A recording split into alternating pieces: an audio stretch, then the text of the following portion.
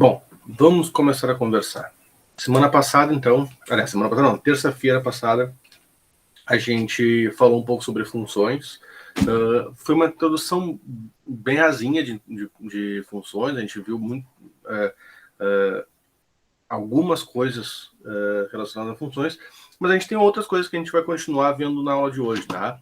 E além disso, eu vou mostrar para vocês algumas coisas que não são bem de funções, mas que facilitam a vida quando a gente vai trabalhar com funções. Bom, o que a gente vai ver hoje, então? Parâmetros opcionais, tá? Quando eu não sou obrigado a passar todos os argumentos para minha função.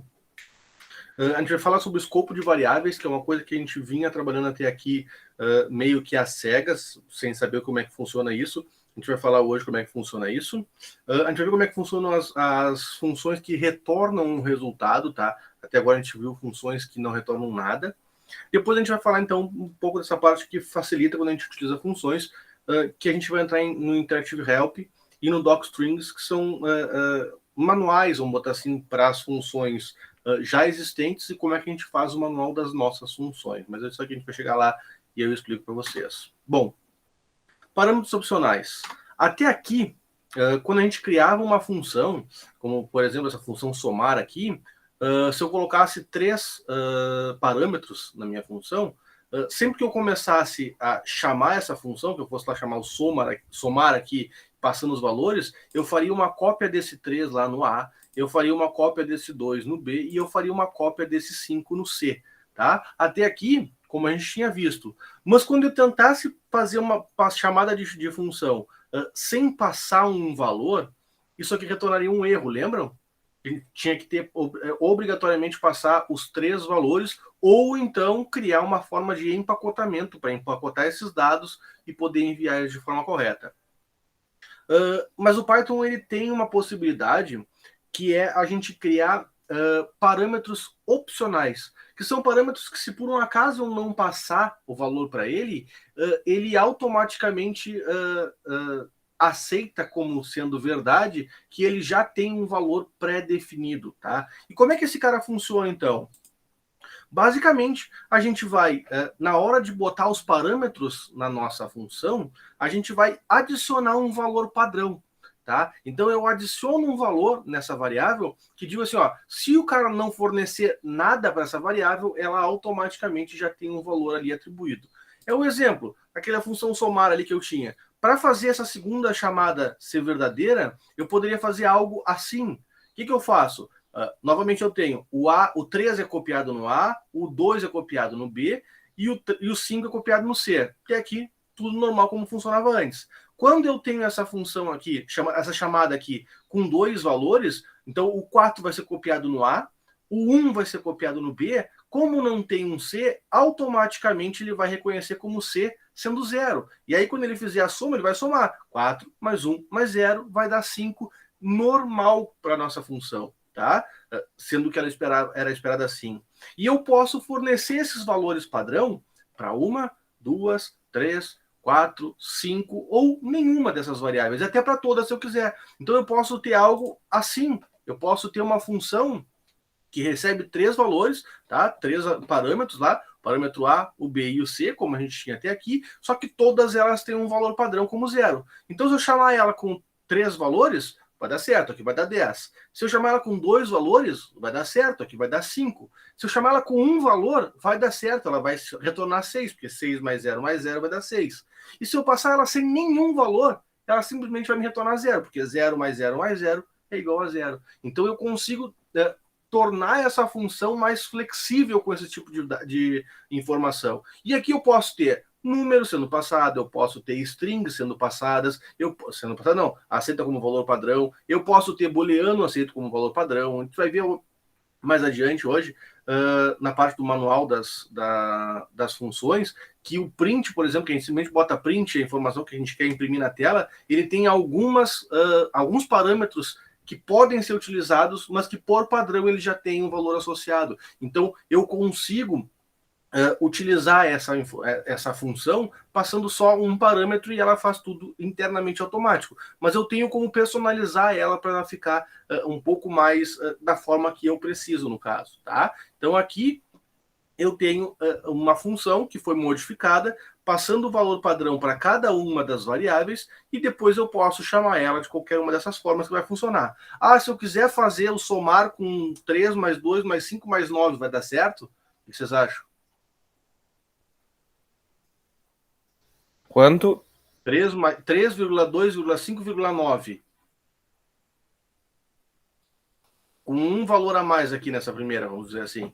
Vai dar certo ou não? Não, não vai dar. Por quê? Porque eu só tenho 3 valores. Para mim poder ter isso, eu teria que ter 4, 5, 10. Aí eu poderia aumentar a quantidade de parâmetros lá na minha função. Mas essa função aqui, como foi construída, ela aceita até 3 parâmetros. 0, 1, 2 ou 3 parâmetros. Ok? Ok. Beleza. Então vamos falar um pouco de escopo de variáveis, que é onde a gente vai trabalhar um pouco mais nessa aula, tá?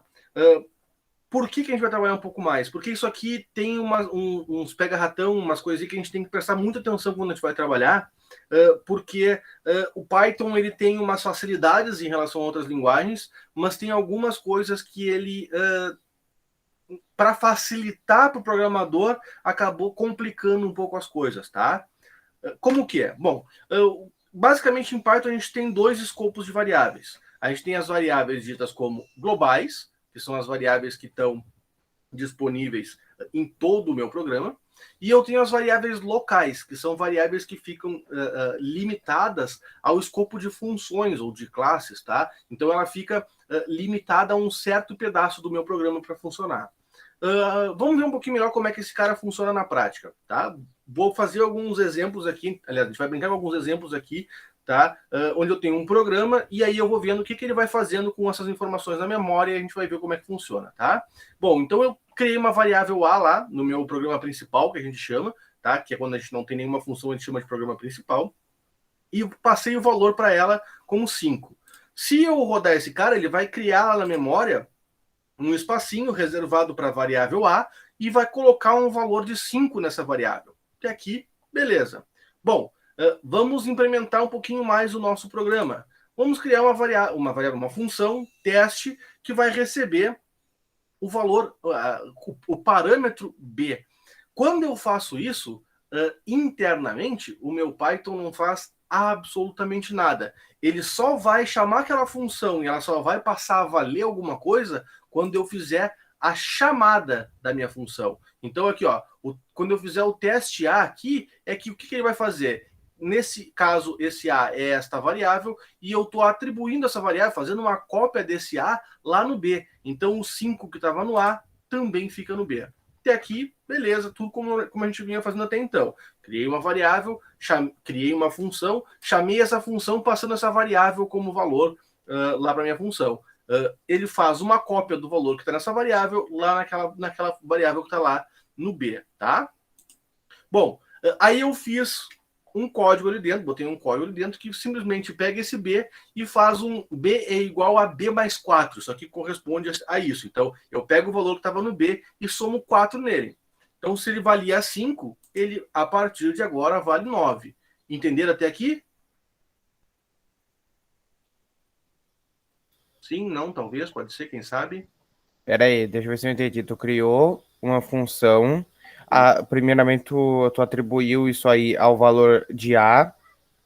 Atribuir A, passando para a função, tá? Então, enviei lá para a função o A. O A aqui é um argumento, lá é um parâmetro. Quando eu faço isso aqui, eu faço uma cópia do valor que estava em A em B. Então, o A valia 5, o B passa a valer 5. Aí ele vai passar aqui e vai dizer B vai ser mais igual a 4. Isso equivale a B é igual a B mais 4, certo? O B vale Entendi. 5, mais 4, ele passa a valer 9, certo? Entendi. Até aqui bem tranquilo com o que a gente tinha feito. Bom, agora começa então a parte que vai nos interessar realmente do programa. Coloquei dois prints, tá? Um deles dentro da função, tá? E outro fora da função, lá no meu programa principal. Dentro da função, quando eu chamo aqui esse A, eu faço o chamamento, converto o B em 9, e aí eu boto A dentro vale. Quanto é que vocês acham que vale esse A aqui?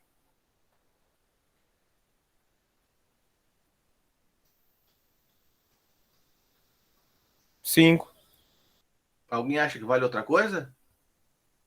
Ou que vai dar erro? Ou alguma coisa do tipo? Ó, o Arthur e o Gabriel disseram que vai dar 5.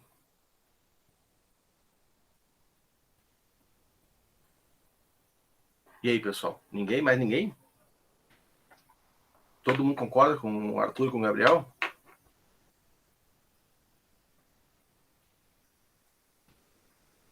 Bom, já que ninguém falou nada, realmente ele vale 5, tá? Por quê? Porque eu estou pegando a variável A e esta variável A ela é dita como uma variável de escopo global, ou uma variável global. Ela é válida em toda a execução do programa, tá? Então, se o A foi construído aqui no meu programa principal e eu lançar ele para lá, ele lá dentro também, aliás, não, se eu chamar ele lá dentro, ele lá também vale A, valeu 5, tá? Então, aqui vai ser A dentro vale 5, vai encerrar a execução da função e ele vai dizer A fora vale quanto?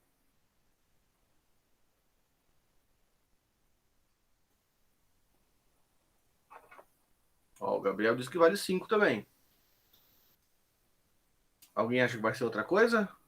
Concorda com o Gabriel? Concordo, eu acho que fora vale 5. Isso, a fora vai valer os mesmos 5, porque ele, novamente, é uma variável de escopo global, ela vai estar presente em todo o programa. Bom, vamos modificar um pouquinho as coisas então. Coloquei um outro print lá. B dentro. Quanto é que vale o B aqui? Vale 9. Vale 9. Perfeito, vai mostrar o B. E aqui, o B fora vale quanto? 5. 5. Ó, o Gabriel diz que é 4. O Arthur diz que é 5. Alguém acha que que é outro valor? Ó, o David disse 3, 4. E agora? E aí, pessoal, quando é que vocês acham que vale o B ali fora? Mais alguém? Alguém acha que vai dar erro, por um acaso? Acho que é 4. O Cauã diz que é 4 também. Beleza. Eu digo para vocês que não é nada. B ali fora não existe, tá? O B, ele é uma variável dita como local. Toda e qualquer variável criada dentro de uma função, ou como parâmetro, ou dentro da função, ela é considerada uma variável de escopo local, tá? Então, ela só vale enquanto a função está rodando. Dentro da função, o B vale 9. Fora da função, o B simplesmente não existe. Entenderam? Não muito. Tá. O que quer dizer uma variável local? Tá? Uma variável local, ela só vai valer, ela só vai existir na memória do computador enquanto eu estiver rodando a função. Encerrou a função, aqui ó, a função foi chamada aqui, né, quando termina para a próxima linha, a função terminou, certo? Quando termina a execução da função, ele apaga todas as variáveis que tinha lá de dentro. Então esse B aqui, quando chega nesse A fora, por exemplo, já não existe mais. Então eu não consigo chamar ele lá de dentro da função.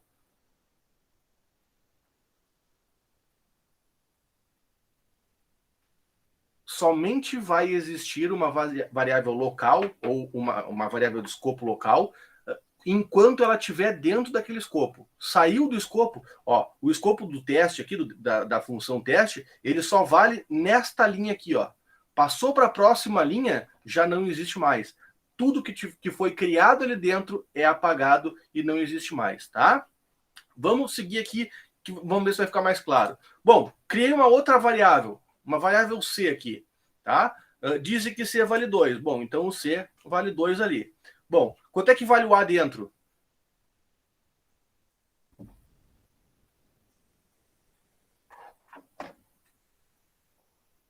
E aí, pessoal, quanto é que vale o A dentro?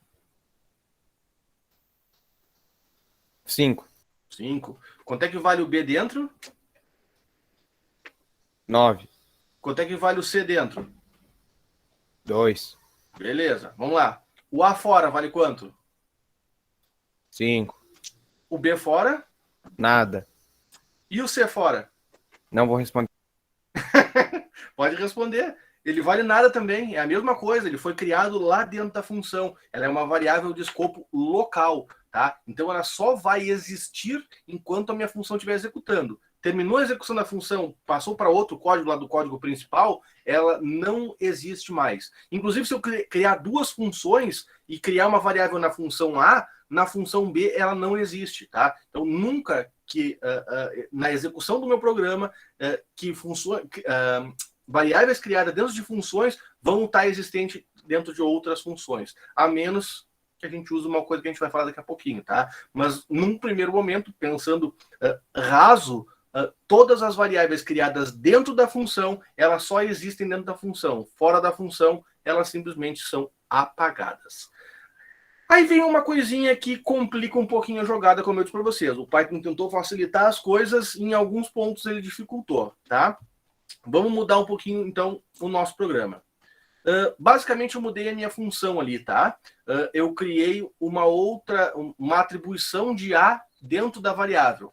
Bom, vamos lá, vamos começar a execução do programa. O programa nunca começa pela função, ele começa lá no programa principal. A vale 5, então o A de fora aqui, o A amarelinho do escopo global, vale 5. Beleza. Chamei a função teste e passei A como parâmetro.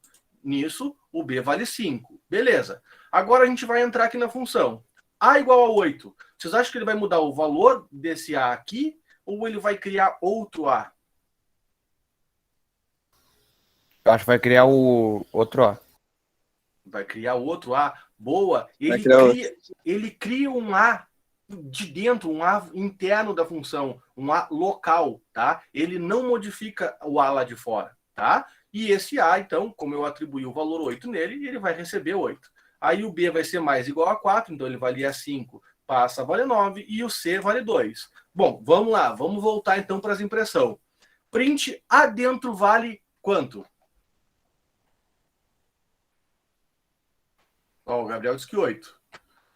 Alguém acha que ele vale 5, por exemplo?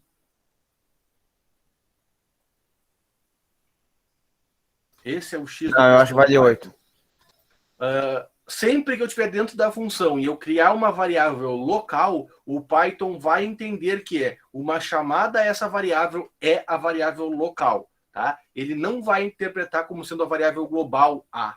Tá? Ele vai pegar a variável local A. Então aqui ele vai imprimir que A dentro vale 8. Tá? Então, tomem cuidado quando vocês forem trabalhar com variáveis, que vocês criarem uma variável local aqui, ela sobrepõe, entre aspas, a variável global até o final da execução do programa, da função. Depois ela volta para o valor da variável global, tá? B dentro vale quanto? 9. 9. C dentro vale quanto? 2. 2, perfeito. Bom, vamos lá para fora. Terminou a execução da minha função. A fora vale quanto? 8 ou 5? O Gabriel disse que 5. Sim. Eu digo que 5.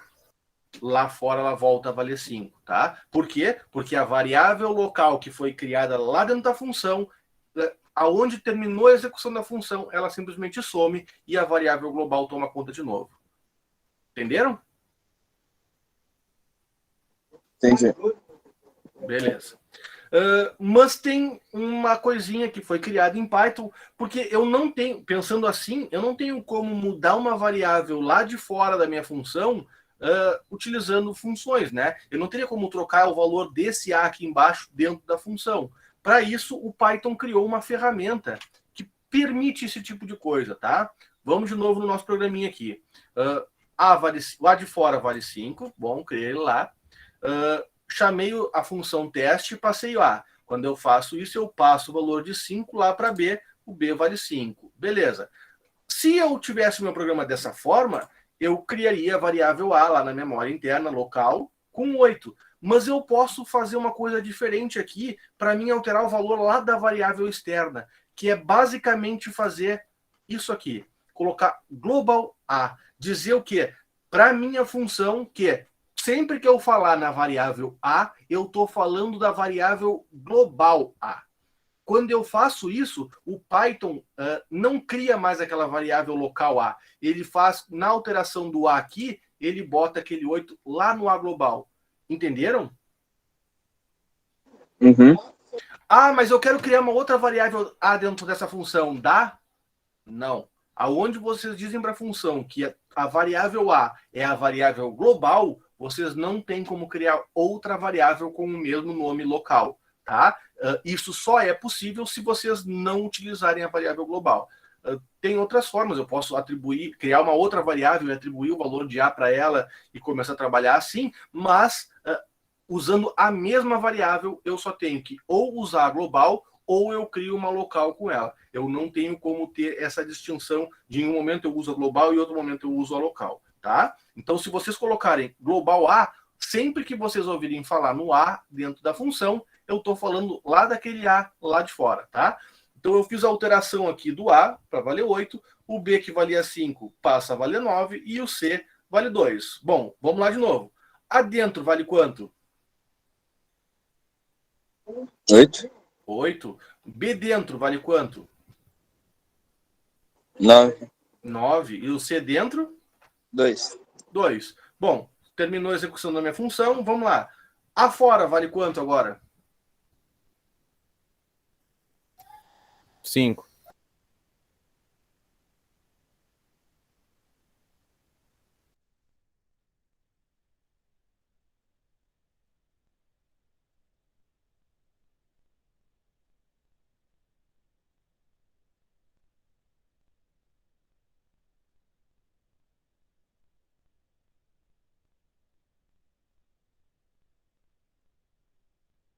Pensei que era eu que tava lagado.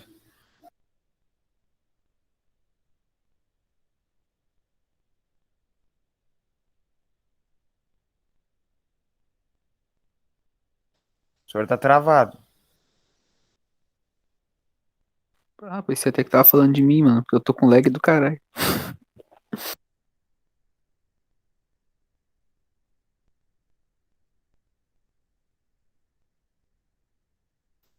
Pior que um professor meu já fez uma sacanagem de ficar parado assim, pra gente ver se ele tinha travado ou não. Aí eu fiquei pensando, ué, o senhor tá fazendo isso com nós?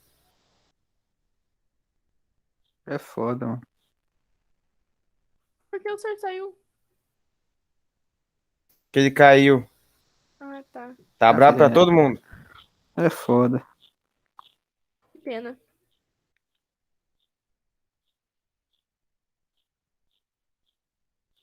Ô, legal que o senhor vai postar esse vídeo no YouTube, vai estar nós conversando aí, né? É, Tá Pior gravando que é aí. verdade.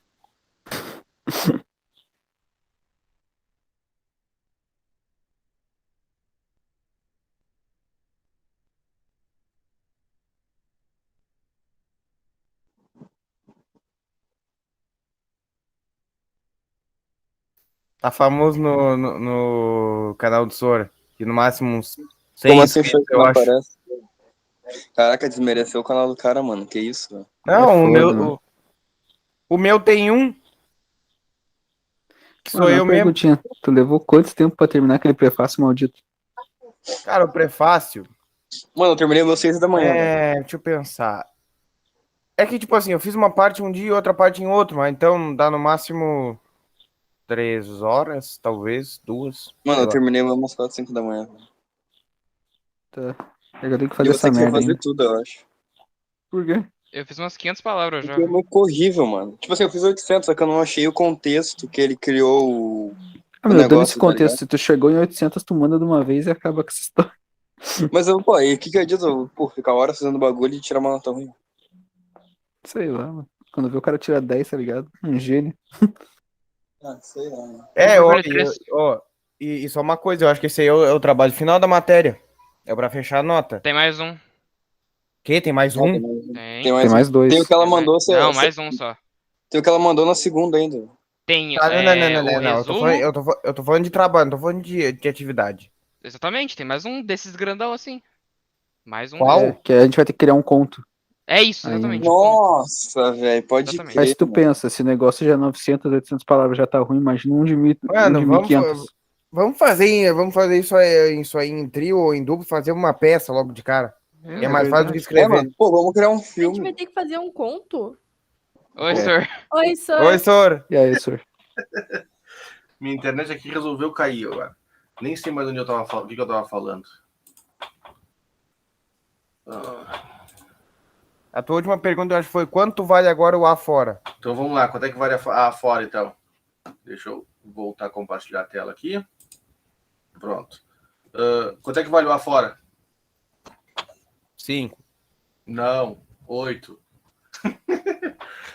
Porque eu fiz a alteração dele lá dentro, tá? Quando eu altero ele como global, eu altero o de fora também, tá? Então, o A que valia 5, agora vale 8, porque lá dentro eu alterei com a variável global. Entendeu, Arthur?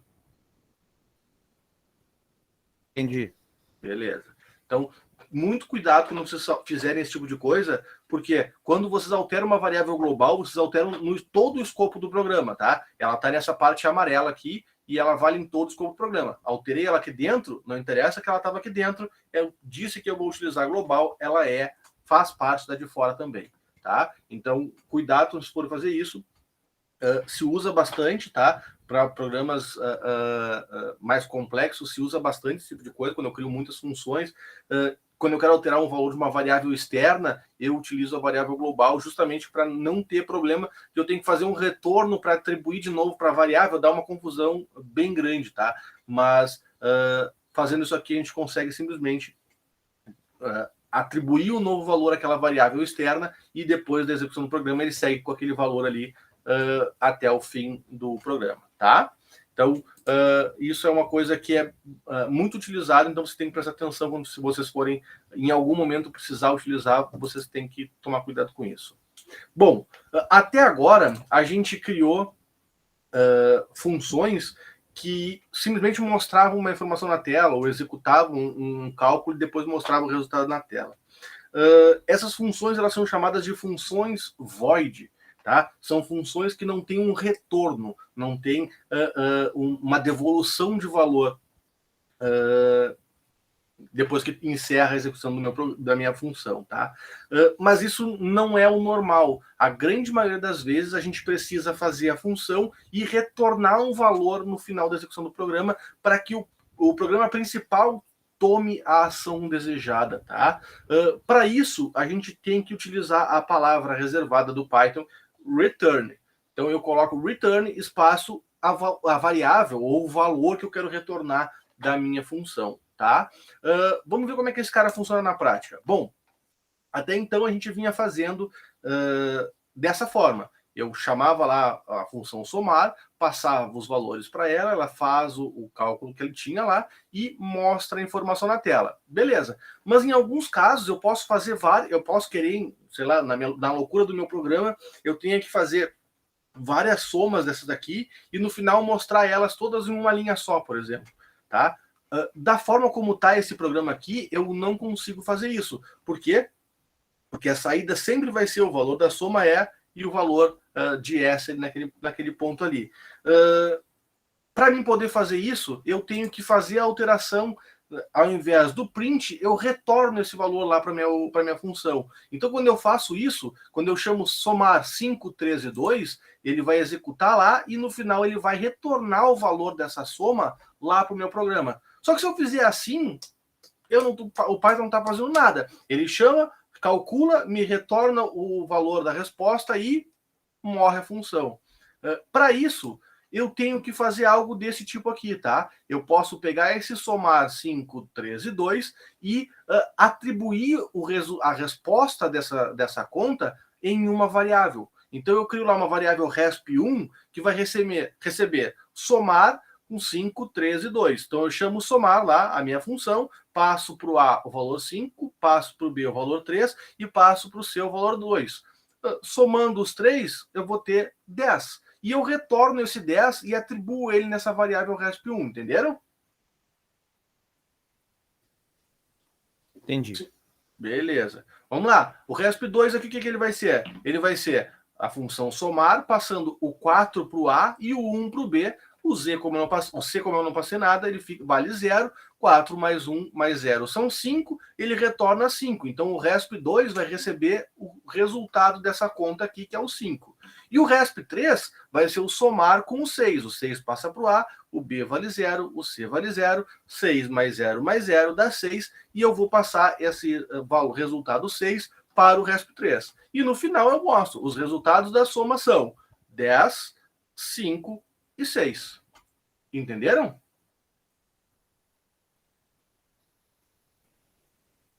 Tá. Basicamente, o que eu faço? Eu pego o retorno da minha função, tá? O que vai retornar, no caso aqui, a soma desse cara aqui, e vou passar para a variável. Tá? Então, se retornar uma string, eu vou passar essa string para a variável. O valor dela vai ser esse. No caso aqui, o valor desse resp vai ser 10, o valor desse resp2 vai ser 5, que é a soma desses dois aqui, e desse resp3 vai ser 6, porque é o valor da soma, o retorno da soma desse 6, dessa função aqui. Entendeu? Ele perguntou, deixa eu ver. Tá. Então, o que eu estou fazendo? Eu faço uma requisição lá para a função executa o que tem que executar lá dentro e depois retorna, nesse caso aqui, o resultado da soma. Poderia ser qualquer coisa, mas ele retorna o resultado da soma. E aí eu pego esse valor que retorna daqui e atribuo para esta variável aqui. E depois eu posso usar essa variável, como eu usei aqui embaixo, para mostrar ela, tá? Ou então, outra forma de se usar isso aqui, que aí quando eu não preciso fazer algo desse tipo, é fazer simplesmente isso aqui. Tá? Fiz uma outra função, verificação de idade, eu recebo nela uma idade, um valor, tá? Verifico se a idade é maior do que 18 e se ela for, eu retorno maior de idade. Se não, eu retorno menor de idade. Bom, e eu posso mandar simplesmente printar o que retornou lá dessa função. Então, ó, verificação idade 19. 19 é maior ou igual que 18? Sim. Então, o retorno dessa função vai ser maior de idade. Esse print aqui vai mostrar na tela maior de idade, simplesmente. Ok?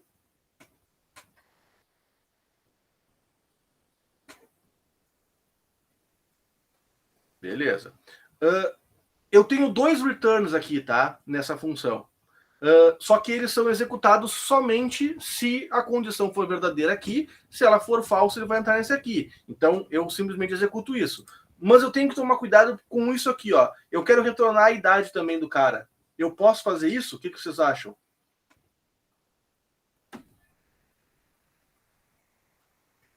Tá mutado, Arthur. Não, eu tava pensando mesmo, não é pra falar, não. Desculpa. O que vocês acham? É possível retornar essa idade aqui também ou não?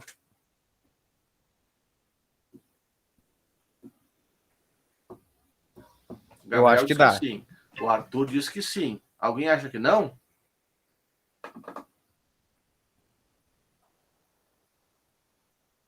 Dou-lhe uma, dou-lhe duas. Vendido, não, mentira. Não tem como, tá? Por que não tem como? Porque o Python, onde ele encontra um return, ele para a execução da função, tá? Então, se eu botar esse return aqui embaixo, ele não vai chegar aqui nunca, porque ou a idade vai ser maior ou igual a 18, ou ela não vai ser. Então, ele vai entrar obrigatoriamente neste ou neste item. E ele não vai executar esse cara aqui. Por mais que ele esteja ali dentro, ele não vai executar. Tá? Então, quando eu quero retornar mais de um valor, que seria o caso aqui, eu queria retornar se ele é maior ou menor de idade e a idade do cara, eu crio, por exemplo, uma lista ou uma tupla e retorno essa lista ou essa tupla. Aí eu consigo enviar dois valores. Se não, é impossível. Onde o Python encontra um return na função, o resto do código da função é simplesmente ignorado. Ok? Ele retorna o valor que está ali e o resto vai para o lixo. Tá? Então, muito cuidado. Se você quiser retornar mais de um valor, vocês podem criar um array, aliás, um vetor, ou uma lista, uma tupla, a forma como vocês acharem melhor, e retornar isso depois, essa lista ou essa tupla, através do return. Tá? Aí funciona. Mas se vocês colocarem dois return um embaixo do outro, ele vai executar o primeiro e vai ignorar o restante. Fala, Arthur. Ô, senhor, me diz uma coisa. E caso, digamos, se eu criasse um loop com um if e lá embaixo, antes desse return, eu botasse um continue, ia dar certo? Não. Não, porque obrigatoriamente ele vai entrar num desses dois returns e o resto ele ignora. Entendeu? Ah, tá. Entendi. Assim como se tu pegasse esse return aqui e colocasse ele antes desse if idade, ele simplesmente não ia fazer o if idade aqui. Entendi, ele ia parar no primeiro return que Aonde ele encontrar um return, ele para a execução da função. Tá? E retorna esse valor lá para o final da execução. Ok? Entendi. Beleza. Bom, de funções, da parte básica das funções, que é o que a gente ia ver agora, a gente terminou, tá? Agora a gente vai para uma coisa que não é bem das funções, mas que o Python faz muito bem com a parte de funções, tá? Que é o Iterative Help. O que é o Iterative Help? Basicamente, é uma ajuda do Python, tá? Para que quando a gente tem funções ou objetos, que a gente vai ver mais adiante, que depois eu vou mostrar para vocês um, inclusive, para vocês verem como é que funciona, mas a gente vai ter as classes que a gente vai ver mais adiante na nossa disciplina, tá? A gente, nesse momento, está falando de funções. Então, como é que eu faço para, por exemplo, ver como é que é a função print? Lembra que eu falei para vocês que o print é uma função? Como é que funciona a função print? Ou como é que funciona a função input? E por aí vai, tá? Basicamente, o que eu faço? Eu boto lá help, abro e fecho parênteses, e aqui dentro desses parênteses eu digo qual função que eu quero executar. Por exemplo, o help print ali, eu vou ter o que é esse cara. Vamos lá no Google Colab, deixa eu achar ele aqui agora, porque eu abri um monte de coisa aqui para testar a internet. Se eu fizer isso aqui, help, por exemplo, print, e executar esse comando, deixa eu alocar o espaço lá, que eu perdi conexão, ele desalocou.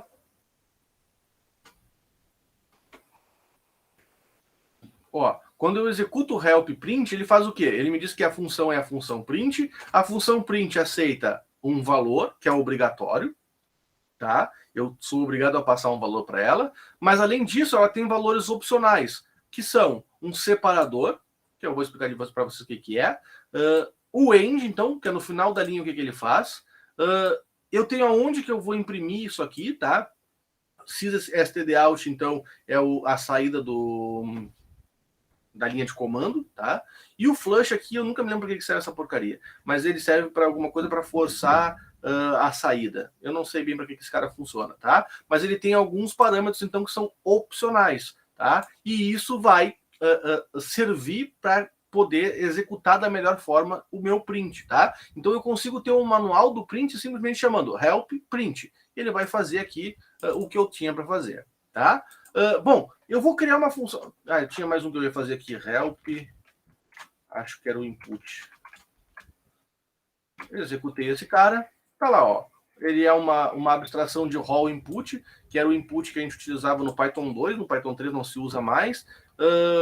Ele pode ter ele tem um valor opcional aqui, que é o prompt, que é a informação que ele vai mostrar na tela antes de solicitar que tu entre com o valor realmente. Então, eu tenho como ver isso aqui de forma bem tranquila, tá? Então, eu consigo ver como é que funcionam as funções que eu tenho no Python. E praticamente todas as funções em Python, elas têm o manualzinho lá, a ajuda para mim poder testar, tá?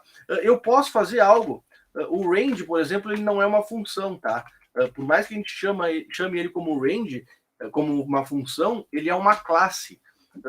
E aí, olha como é que é o manual dele. É bem mais completo e bem mais complexo. A gente vai ver depois como é que funciona direitinho esse cara aqui, ó. Mas, ó, a classe range recebe um objeto. Por padrão, ele é o range somente o stop. Mas ele também pode ser o range start, stop, step, como a gente vinha vendo até aqui. Ele retorna um objeto e produz uma sequência de inteiros que inicia pelo start, inclusive, então o que está no start ele aparece, e termina no stop exclusivo. Então ele tira fora o valor do stop por passos, que é aquele passo que está lá em cima, tá? Range IJ produz I mais 1, I mais 2 até J menos 1. O início, então, ele tem um valor padrão 0, e se o final for omitido, tá? Se o final não for omitido. Então, esse cara aqui, se eu só botar o stop, o padrão inicial é o start, e se eu botar o start e stop, então ele vai ter lá os valores que eu coloquei. Então, um exemplo disso, então, range 4, ele vai produzir 0, 1, 2 e 3. Bom, aí tem explicação. Quais são os métodos, quais são as funções que eu tenho dentro do range, ó? Tem um booleano aqui, que faz alguma coisa e verifica se isso aqui é diferente de 0, não sei o que ele faz ali literalmente. Tem o contains, tem o equal, para ver se alguma coisa é igual a outra, tem o maior igual e por aí vai. Tem um monte de funções que estão dentro dessa classe. Então, quando a gente fala de classes, a gente tem normalmente várias funções ali dentro, não é simplesmente uma função. A gente vai ver o que é isso aqui mais adiante na nossa disciplina, não se preocupem. Agora, eu simplesmente vou mostrar para vocês que a gente tem manuais que são muito grandes e complexos, tá? Tem um monte de informação. Bom, vou criar uma função aqui antes da gente começar a ver a outra parte. Def somar recebe A, vírgula, B. Aqui, S é igual a A mais B. Opa.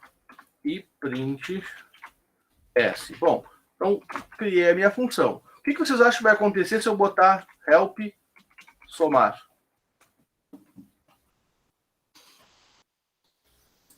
Vai dar um manual que tu criou, da função dela? Vai dar um manual que eu criei da função dela. E eu criei o manual? Tu deu uma função para ela. Tá, eu criei uma função, eu disse para ela que somar vai ter A e B, executa lá a soma e imprime o B. Ó, o Gabriel Lima Dutra disse que nada, só para discordar. Boa, gosto disso. Adoro quando tem os atritos. Mentira, brincadeira.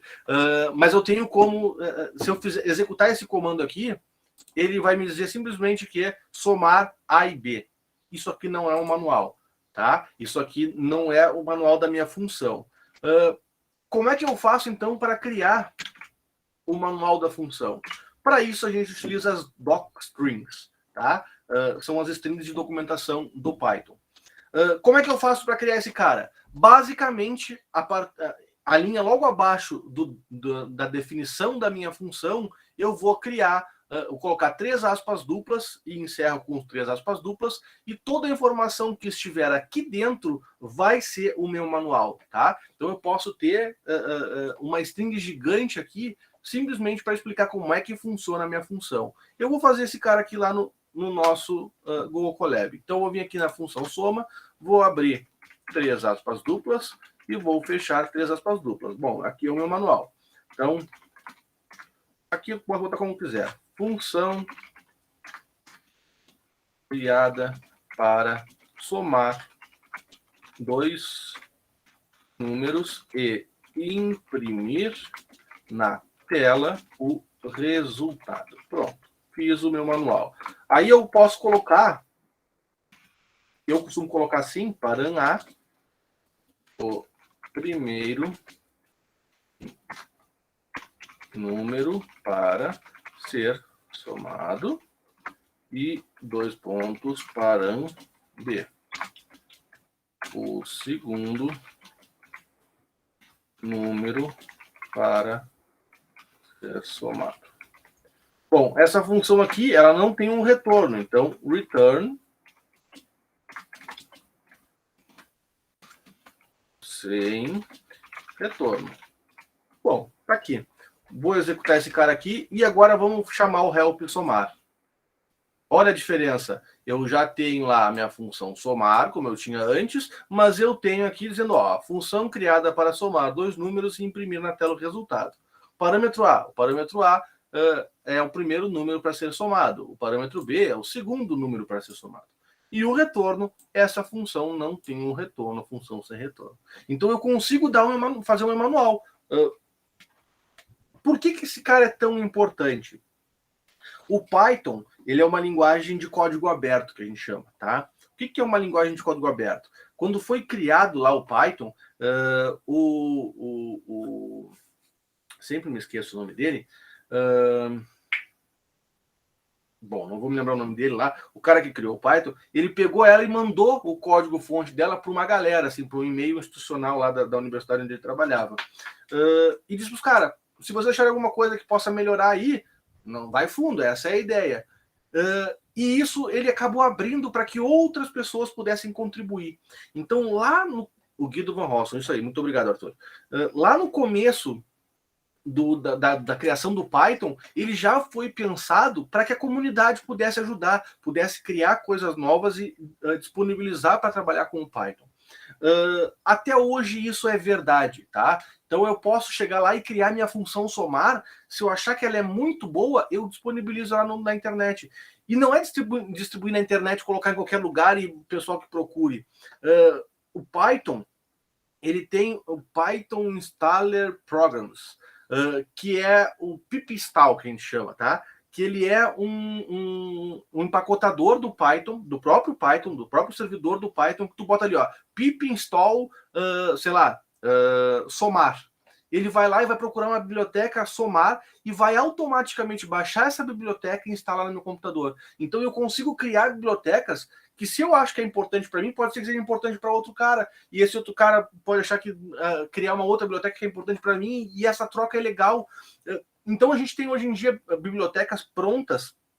Você não sabe muito bem o que é biblioteca ainda, a gente vai falar numa próxima aula também, mas a gente tem bibliotecas prontas para praticamente tudo. Eu estou trabalhando um aluno do TCC do 4º ano, colega de vocês, que o programa dele é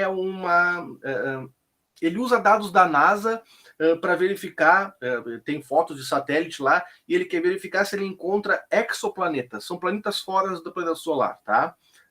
Do sistema solar.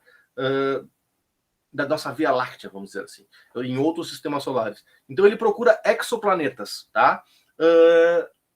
E a gente está utilizando uma biblioteca pronta, vinda da NASA lá, o pessoal da NASA criou e disponibilizou em Python para que tu simplesmente rode alguns comandos e consiga baixar esses dados para trabalhar com eles. Então, tem biblioteca hoje em dia para praticamente tudo, tá? Se não tem, vocês podem sentar, criar a biblioteca e dizer, ó, pessoal, criei essa biblioteca aqui que vai revolucionar o mundo. E disponibilizar, qualquer um pode fazer isso. E isso é o mais legal do Python. Ele é aberto para que pessoas ao redor do globo terrestre possam criar os seus programas e disponibilizar para que qualquer pessoa baixe esse programa, utilize, se achar uma coisa que pode melhorar, melhore e envie para o cara dizer assim, ó, achei esse errinho, ou achei essa solução que pode ser um pouquinho melhor. O cara vai olhar e vai dizer, bah, pode melhorar mesmo. Aceita a contribuição, faz a modificação no programa dele e vocês ganham um checkzinho lá, um nomezinho de vocês, dizendo que vocês ajudaram naquele projeto. É muito legal. Então, sempre que vocês criarem uma função que, por mais que vocês achem assim, é bobinha, é só somar 2 números aqui, documentem ela. Pode ser que num dado momento seja bobinha para vocês, mas que vocês tenham solucionado a vida de alguém. E daqui a pouquinho vocês criam um pacote, mandam lá pro Python, e eles vão colocar lá, passa por uma triagem antes para ver se não tem nenhum tipo de vírus, né? Não é vírus, mas nenhum tipo de furo para fazer vazamento de dados. Eles fazem uma verificação, se não for nada que vai causar problema no computador dos outros, eles publicam lá no gerenciador de pacote deles, que é o pip, e outras pessoas podem utilizar. E é muito legal. Eu tenho um pacote que eu criei, não é muito utilizado, porque eu fiz uma modificação num pacote de um outro cara, que para mim melhorou, mas o cara não gostou, não quis botar no pacote dele, e eu lancei o meu pacote com essa modificação. Algumas pessoas utilizaram hoje, tem acho que 40 ou 50 só pessoas usando, ou que usaram o meu pacote, que baixaram ele em algum momento. Mas é legal que a gente pode fazer esse tipo de coisa, contribuir com a comunidade e facilitar. E quando o pacote está bem documentado, quando as funções estão bem documentadas, fica mais fácil para que outras pessoas possam olhar. Porque lá no pacotador do Python, ele tem lá uma lista com vários pacotes. E aí o cara vai clicar ali, a primeira coisa que aparece para ele é o manual. É esse cara aqui, ele vai pegar esse docstring e vai mostrar na tela. Ó, tu vai utilizar tal parâmetro, tu vai utilizar tal parâmetro serve para isso, esse parâmetro serve para aquilo. Se tu fizer assim, essa chamada assim, tu vai ter essa resposta. Se tu chamada assim, tu vai ter aquela resposta. Quanto mais completo tiver o teu manual, mais fácil as pessoas olharem o teu programa e dizer, esse cara aqui me ajuda. Pacote para fazer o quê? Até hoje eu trabalho com o Django, tá? O Django é um framework Python para fazer sites de internet. E eu utilizo basicamente para hospedar os sites que eu faço para projetos e outras coisas pessoais, eu utilizo o Heroku, tá? É um servidor web lá, que é gratuito até... Tem algumas limitações, mas ele é gratuito. O meu site, que se vocês acessarem o cleverfonseca.com.br, ele está hospedado lá no Heroku. E aí a gente tem, lá no Heroku, a gente tem uma configuração de banco de dados que é exclusiva deles lá. Para mim poder fazer os meus testes, eu faço um banco de dados local e um banco de dados de produção, que é aquele lá. Tá, beleza, Gabriel? A gente já vai encerrar daqui a pouquinho a aula também. E aí, para não ter confusão de eu estar mexendo na minha máquina e estar alterando o banco de produção, eu fiz uma ferramentinha que identifica em qual local que está hospedado o meu site, tá? Eu fiz, não, o cara tinha feito. Em qual lugar que está hospedado? Está hospedado no meu computador no Heroku. A única coisa é que a ferramenta do cara era só para o Heroku, tá? Só dava de fazer essa consulta com o Heroku. E a modificação que eu fiz foi, eu posso usar o Heroku, posso usar o AWS e o Google Cloud. Ela simplesmente tinha uma variação um pouquinho maior e permitia que eu pudesse usar vários provedores de internet para fazer essa diferenciação do banco de produção, que a gente chama, que é o banco que está lá hospedado, e o banco de desenvolvimento, que é o que está no meu computador. Bem simples, é coisa que eu levei ali 20 minutos para mexer no do cara e fazer, porque eu peguei o do cara pronto. Se eu fosse criar o meu, ia demorar um pouco mais. Mas eu mandei para o cara a coisa para ao invés de usar só o Heroku, tu poder usar o Heroku, o Google Cloud, e se eu não me engano era a AWS, que é da Amazon, o servidor da Amazon. Porque é bem simples, era simplesmente identificar qual era o endereço. Mas ele não gostou, ele disse não, que ele só trabalhava com o Heroku e para ele não precisava. Eu disse, beleza, não quer usar, não usa. E aí eu fui lá e criei um pacote disponibilizando para o pessoal, e aí teve algumas pessoas que aceitaram e baixaram. Mas é uma coisa simples, é bobinha, mas para mim resolveu o problema, e pode ser que tenha resolvido o problema de mais 40 pessoas. E é isso que é o legal, tá? Só para vocês entenderem um pouquinho. Só teve uma coisa que eu não entendi sobre a questão dos pacotes. Tá. Tu vai criar isso aí e ele vai vir com um tipo de uma função, mas ele não está exatamente no Python em si. Tu tem que baixar ele e meio que instalar no Python para poder usar. Isso. Mas a instalação no Python, na verdade, não é instalação no Python. Não tem que baixar o negócio lá no servidor e instalar no meu computador, tá? Por exemplo, eu posso fazer isso aqui, ó. Eu tenho como fazer aqui também, porque esse cara aqui também aceita algumas coisas. Eu posso chegar aqui e fazer assim, ó. pip install pandas, que é uma biblioteca para trabalhar com banco de dados, com dados CSV, que a gente chama, que é os dados que a maioria do pessoal disponibiliza na internet, tá? Eu simplesmente executo isso aqui, ó.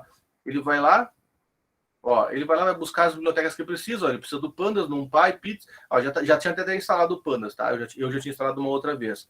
Ele vai lá, pega os pacotes necessários e instala no meu computador. Quando eu quiser executar ele, aí eu só vou fazer isso aqui, ó. Import Pandas. Pronto, o Pandas está pronto para mim executar aqui na minha máquina. Só que isso aqui é um pacote, a gente não chegou lá ainda, calma, tá? Segura um pouquinho a ansiedade, eu sei que vocês querem aprender muito, mas a gente vai poder criar pacotes no nosso computador, mesmo sem estar lá no empacotador do Python, tá? Esse pip aqui, ó, é o empacotador do Python. É Python Installer, não lembro o que é o outro P. Bom, e aí a gente consegue instalar pacotes, tá? Deixa eu ver aqui se eu consigo achar, eu não me lembro onde é que é o... Aqui. Ó, não, é Package Installer for Python. Não tem nada a ver com Python Installer, tá? E aí aqui eu tenho... Deixa eu fechar isso aqui. Cadê?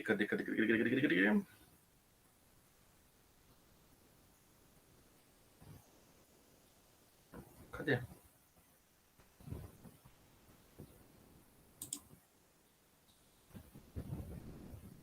Ó, 335.767 projetos. Tá? Então, 365 mil pacotes Python disponíveis para ser utilizados. E aí eu posso buscar aqui, ó, Pandas.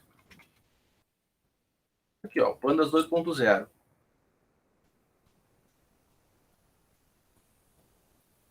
Ó, o Pandas é tri bom o manual deles. Só tem Pandas Project.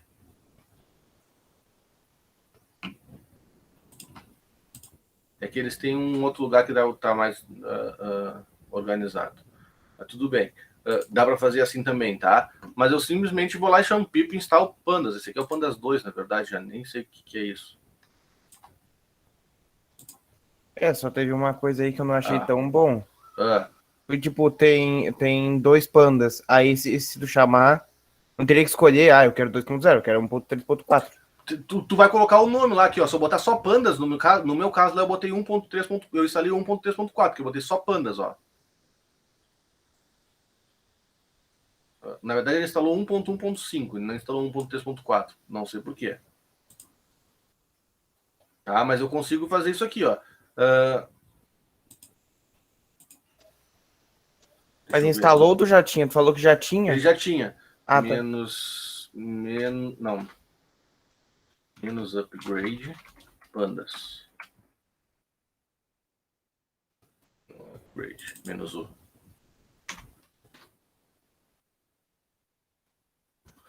Meu Deus do céu.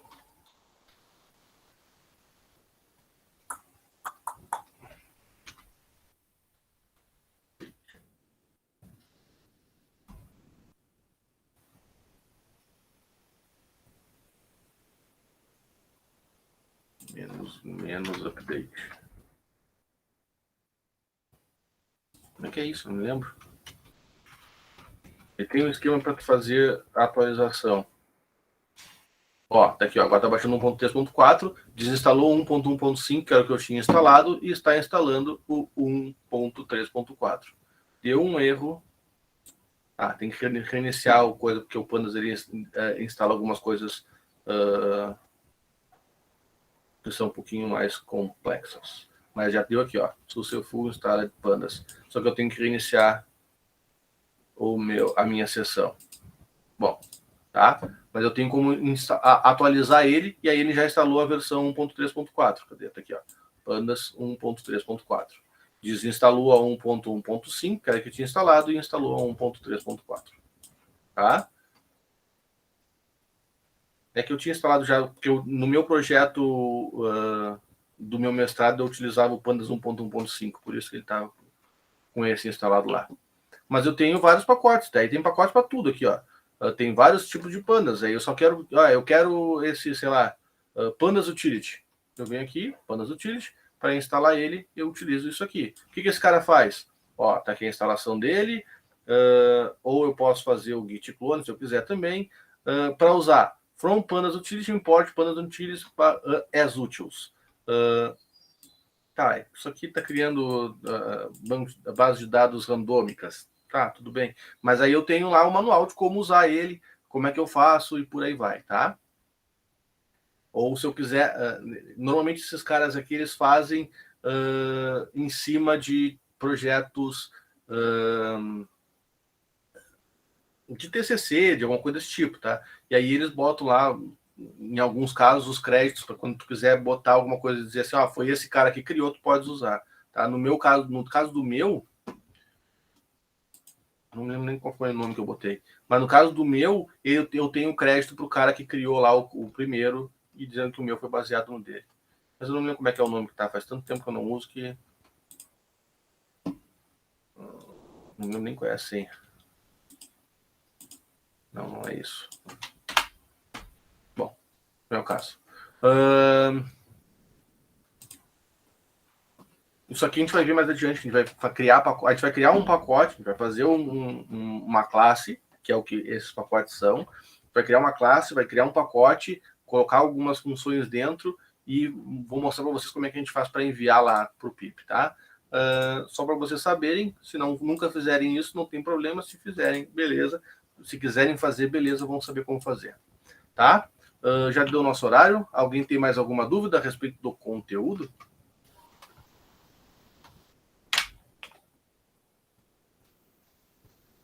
Só avisar que o Gabriel falou que usa bastante de biblioteca no Linux.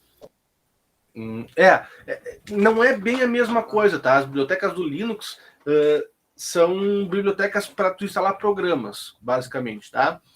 No Python, ele não é um programa, ele é um pacote. E aí eu posso utilizar esse pacote em outros programas. Eu tenho muitos programas que têm trocentos mil pacotes. Por exemplo, o meu TCC, que é minha dissertação, que eu apresentei ano passado, eu utilizo 78 pacotes do Python. Cada um para fazer uma coisa. Eu tenho um pacote para fazer o Pandas, para fazer baixar os dados que eu precisava. Eu tenho pacotes para inteligência artificial que eu usava. Eu tenho pacote para trabalhar com exibição de dados que eu precisava. Então, eu tenho trocentos mil pacotes lá que são usados cada um para sua função. e aí simplesmente fui instalando eles, e normalmente a gente instala, verifica, não tá bom, posso tirar ele fora. Vai lá e manda desinstalar para não ocupar espaço na memória, porque ele instala junto com o Python. O Python tem uma pastinha lá que é o Package Index do Python, que é onde fica instalado todos esses pacotes que vocês instalam na máquina de vocês, e isso vai ocupando espaço, tá? Por mais que normalmente os pacotes sejam coisas pequenas, tem alguns pacotes que são bem grandes, tá?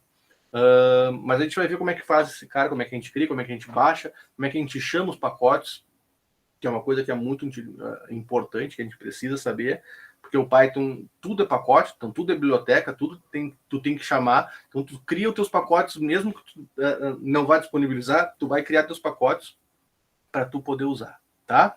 Bom, no mais, nós não temos aula terça-feira, porque é feriado, obviamente, vamos tirar uma folguinha, vocês não precisam olhar na minha cara, na terça-feira, e aí na quinta-feira a gente retoma, então, as nossas atividades.